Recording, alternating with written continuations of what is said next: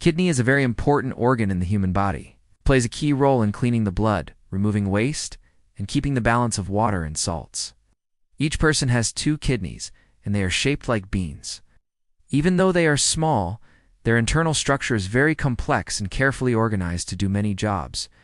Inside the kidney, the main parts include the cortex, medulla, pyramids, nephrons, calyces, and renal pelvis. The outer part of the kidney is called the cortex. This layer contains many small filtering units called nephrons. Nephrons are the basic working units of the kidney. Each kidney contains over 1 million nephrons that filter blood and make urine. Beneath the cortex is the medulla. The medulla is made up of cone-shaped sections called renal pyramids. These pyramids carry the urine that is made in the nephrons toward the center of the kidney.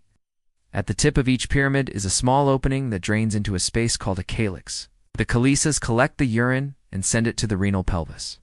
The renal pelvis is a funnel-shaped structure that leads the urine out of the kidney into the ureter, and from there it goes to the bladder.